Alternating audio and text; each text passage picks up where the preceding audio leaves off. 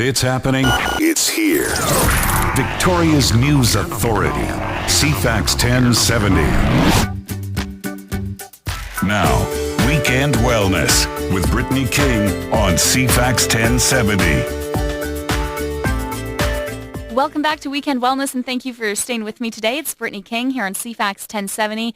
This next topic is one that affects a lot of people, and from what I understand, just based on having people in my life that are close to me who have arthritis, it can be just brutal at times. So what we're learning now, though, is that it doesn't necessarily have to be that way, as researchers are testing new products to ease the discomfort of osteoarthritis, which is the most common form of arthritis. Dr. Michael Jones is a family physician here in Victoria to talk on this. Thanks for joining me, Dr. Jones. Oh, you're welcome, Brittney. Thanks for having me. So the first place to start, I guess, is what is osteoarthritis? Osteoarthritis, it's a degenerative disorder. It results in the breakdown of the cartilage in the joints, and as that breaks down, so it starts to cause damage to the underlying bone. And as the bone starts to contact with the other bone in the joint, you get what can be quite extreme pain and stiffness. So you call osteoarthritis the most common form of arthritis? Yes, it is. It's the single most common cause of disability, actually, in older adults. Really? It's very disabling, and unfortunately, as of this time anyway, there's no known cure for this. Oh no! What are some symptoms? How does a person with osteoarthritis feel? Well, osteoarthritis, it's pain and stiffness are the main symptoms. It's a deep aching type of pain. It's in the joint or sometimes around the joint. It increases with the use of the joint. And as well as that, there's usually a restriction with the range of motion of that joint, certainly as the arthritis gets worse. And then stiffness, what we call gelling of the joint, especially in the early morning. Weight-bearing joints can be quite stiff for the first 20, 30 minutes after getting up. Is it difficult, I guess, would you be able to go for a nice weekend stroll, a walk, or are those things kind of painful as well? Well, there's a huge spectrum of how people feel their arthritis. So in the early stages, you might just feel a twinge on certain things, maybe climbing stairs or going down into a squat position. Certainly as it gets worse, people would feel pain in walking. It would start as walking uphill or downhill or up and down stairs, but I have many patients who find it difficult just to walk on the flat. At what age does it start to set, or is there? Well, it's definitely age-related. So as you get older, you're much more likely to get arthritis. The studies show that over a one-year period, 25% of people over 55 years have arthritis pain in the knee, for instance. So as you get older, it's much more likely that you're going to have arthritis pain. But it can happen much younger, depending on hereditary factors. And depending on if you've injured that joint, you're likely to get arthritis set in at an earlier age. There's juvenile rheumatoid arthritis, right? Yes. Well, and that's a different type of arthritis. And it's not really the osteoarthritis we're talking about, which happens in older people, which is more of a wear and tear type of arthritis that happens over time. So with osteoarthritis, you mentioned there's no cure, but I know that researchers are doing a ton of looking into testing new products to ease the discomfort. Yes. So this is actually an exciting new field, I must say, because in general practice, it's a large burden of disability for people, osteoarthritis, and it's been quite frustrating for most of us in primary care because there's not been much to offer, honestly. There's been some, basically just symptom relief, painkillers, and then we get problems with the side effects of the painkillers, but nothing to reverse the process that's going on. But because it's such a large segment of the population, there's an enormous amount of research going on, and quite hopeful too. So you're also, I understand, the founder of CookMed Research. So you do clinical trials for different therapeutic areas, including osteoarthritis. What are you working on now, or what are some of the new products being tested? Yes, well, for osteoarthritis, we have two studies going on right now. One is in the area of better pain relief or pain control, and for that one, we're looking to improve on the injectable pain control medications. Right now, there's injections of cortisone one can do in the knee. Mm-hmm. You don't want to do that too often because it thins the tissues. Or we can put in a lubricant type of substance, hyaluronic acid. Right. There are substances like this on the market, but we're now investigating one of those hyaluronic acid supplements, which we inject into the knee, but we've got it in a gel form, and what we're hoping to see is that it remains beneficial for longer. The present liquid form can give you up to 6 months, perhaps, but Wow. we're hoping to extend that with the gel form.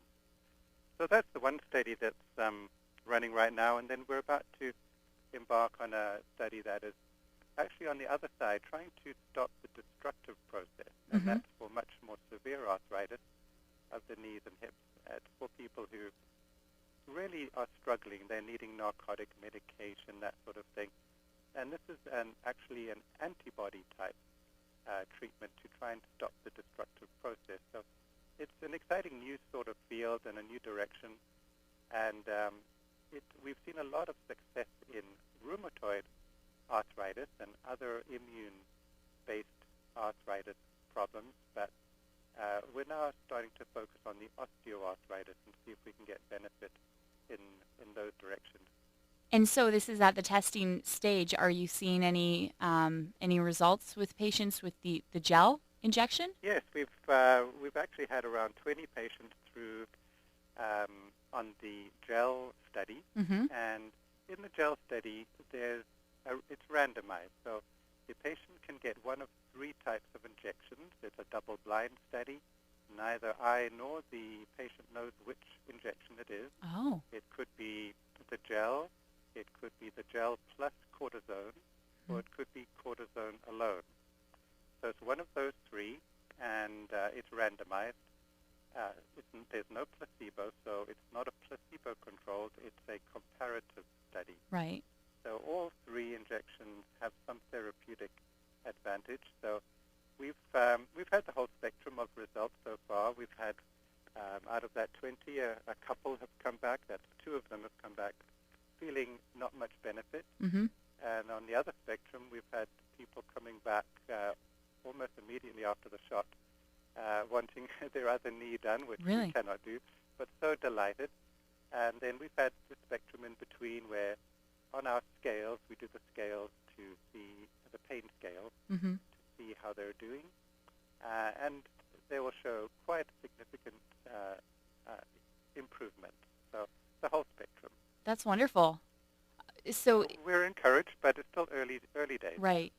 Is it something that if someone is listening, are they able to seek out this kind of treatment, or is it even available to the public? Well, yes, we're still actually looking for new patients to come on this study, so we could certainly accept patients if they met the criteria. Oh, great. The actual gel form, this is a pre-marketing clinical trial, so that's not on the market yet, but Okay. likely will be in the future, depending on the results of the trial. So if someone's listening with osteoarthritis and looking to try some new treatment, what is the criteria that you're looking for that they need to meet to be able to be considered? Well, on this study, it's a mild to moderate arthritis of the knee study. So Mhm. they need to be having one of their knees giving them a moderate amount of pain, such that they're using maybe some ibuprofen or Tylenol, some kind of mild painkiller. Right. For this study, we don't take patients who are requiring strong analgesics, such as narcotics, something like that. And it needs to be one knee is worse than the other. They need to have one knee that's pretty good, Okay. and the other knee that they do struggle a bit with. And then they need to come in, and we can examine them, do an X-ray, make sure they fit the criteria, and then proceed into the study. So you said that you can't inject to both knees. No, not for the study. It's this particular study is a one-sided study because they particularly want to see how the gel does, and it gets a bit confusing when you are injecting more than one joint at a time. Right. Okay. You also mentioned, Dr. Jones, the other study, which is looking at focusing more on stopping the destructive process of osteoarthritis. Yes. What are some of the, I guess, the destructive traits of osteoarthritis that you're looking to stop? I mean, and are you having any success with this? Because I don't have arthritis myself, but I mean, I hear that it can be just brutal. Yes. Well, that study is due to start in the next few months, so I cannot give you any results of it. Okay. That's just the one that we're starting to make preparations for. As far as osteoarthritis and the destructive process, it's really important to think about prevention of osteoarthritis ahead of time. And of course, this is what we would be talking about with even patients with established osteoarthritis. We'll talk about prevention of it getting worse. But if you're talking about how to stop arthritis, it's always better to try and prevent it ahead of time. Mm-hmm. But now, talking about that study coming up in the future, that's more about we're past the prevention stage. We're into people who are really suffering with terrible destruction already starting in their joints, mainly the weight-bearing joint of the knee and the hip. Then there's the research is looking at what is making these joints get worse in some people but not in others. Mm-hmm. And it seems to be that there are some factors in the body that if we can neutralize them, the destructive process seems to stop. And one of these things is called human nerve growth factor. So I've heard of that. Yes, the actual study we're looking at is an antibody that's able to neutralize the effects of that growth factor. So it's very much a new idea and a new field for osteoarthritis, but we really need to be looking, as well as symptom control, we need to look further now. There's so many people who are suffering with arthritis that we're looking to see if there's some more active way we can stop this destructive process. But we're still early on in the research. Right. Well, we'll certainly keep our eyes peeled for that. And I like, it's unfortunate that there are so many people who suffer from arthritis, and osteoarthritis as the, I guess, the most popular form of arthritis. But the good news is that it's kind of bringing everything to the forefront, right, for all this great research. It is. Right. That's right. And you mentioned preventative measures. Of course, we don't want to end the segment, with doom and gloom. So That's right. We're going to talk about preventative measures, what we can do in the meantime. Dr. Michael Jones is a family physician from Cook Medical Research here in Victoria. He's also the founder of Cook Med Research.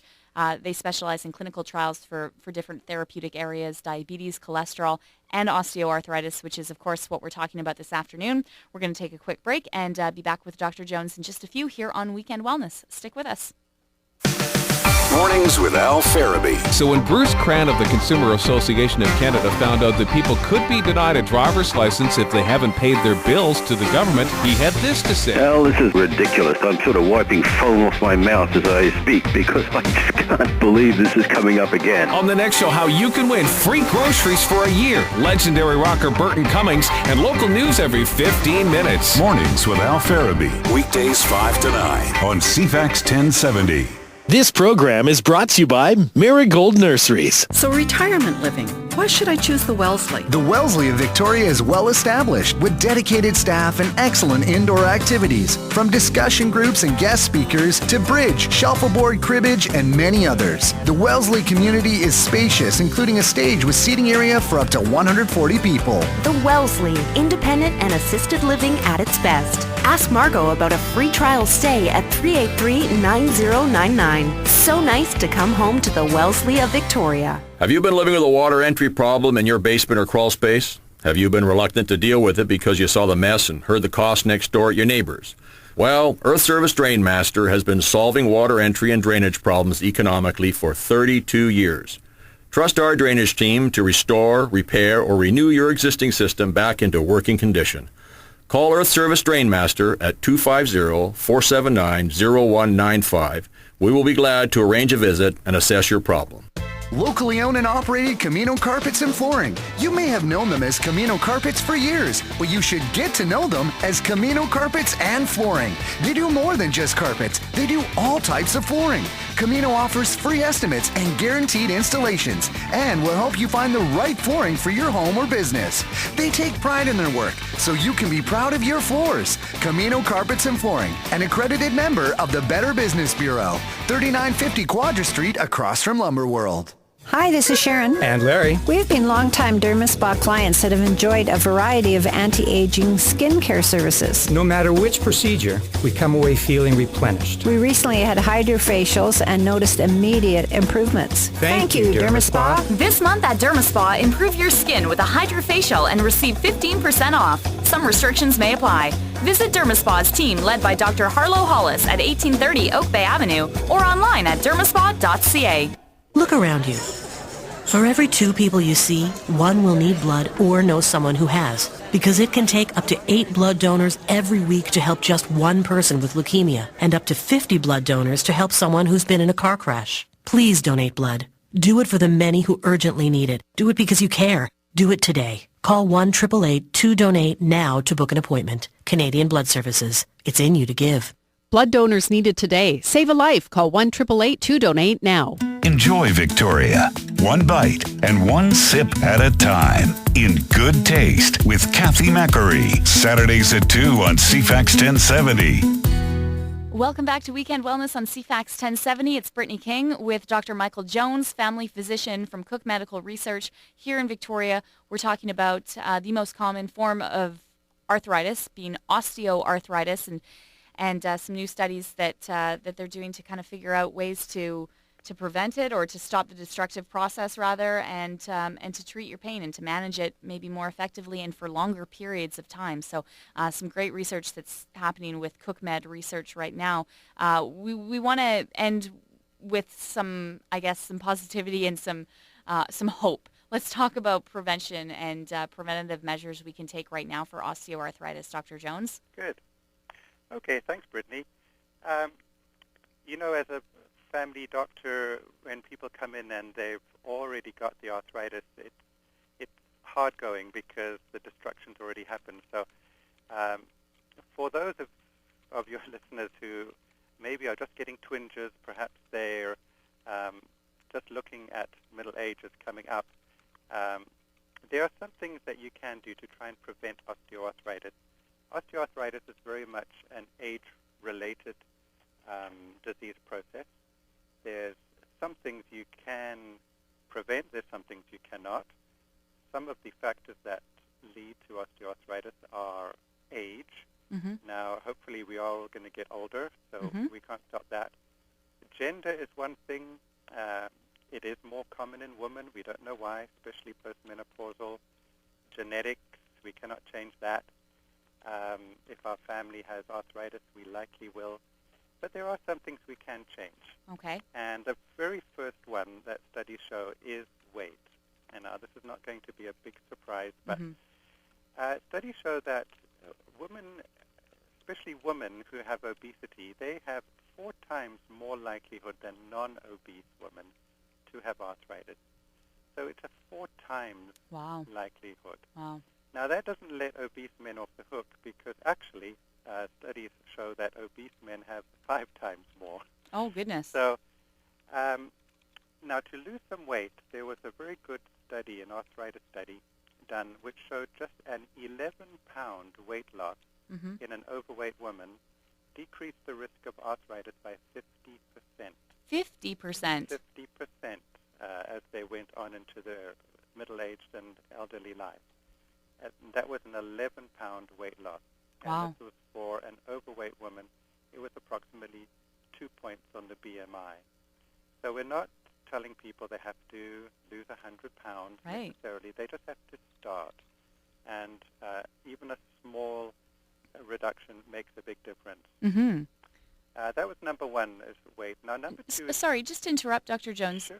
Is that because, is it because you're just putting more weight on your joints?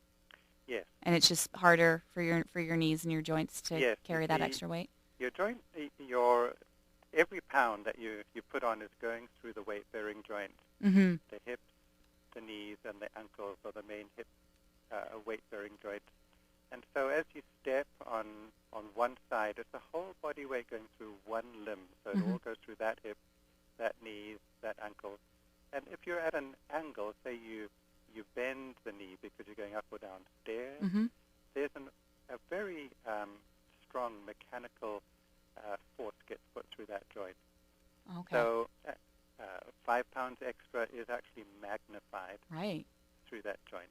Okay. That's why it makes a big difference to lose the weight. Yeah, and 15 pounds, like you said, that reduces the risk 50%? 11-pound weight loss reduced the risk of future arthritis in that person by 50%.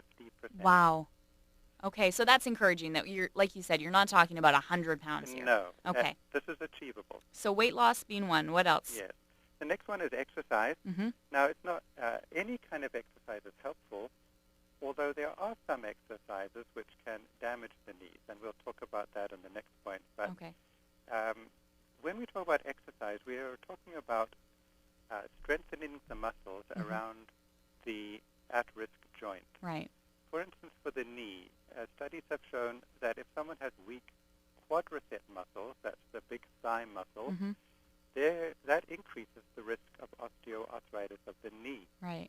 And the reason is because if you have weak quadriceps, your knee joint becomes a little bit looser, and the joint is not stable. It can move from side to side, and the articulating surfaces don't properly meet. That makes sense. So, for instance, quad exercises, exercising the quadriceps makes a huge difference to future arthritis of the knee. Okay. The safe exercises for general reduction of arthritis are things like biking, that takes the weight off the knees and puts it on your bottom as you're sitting on the bike. Right. Swimming, that takes the weight off your weight-bearing joints. And other water exercises, definitely, like water walking, that sort of thing. Okay. So that's exercise. Perfect. Sorry, go ahead. Yeah, the next thing is to avoid injury. Now, some injuries happen to us. We can't avoid them necessarily, but there are certain things that we can do to avoid future arthritis, such as with our exercising, avoid bending your knees over 90%. Right. Say you're doing squats or knee bends. Go down to 90%, 90 degrees. Going further than 90 degrees really puts an unfair stress on that joint. Okay.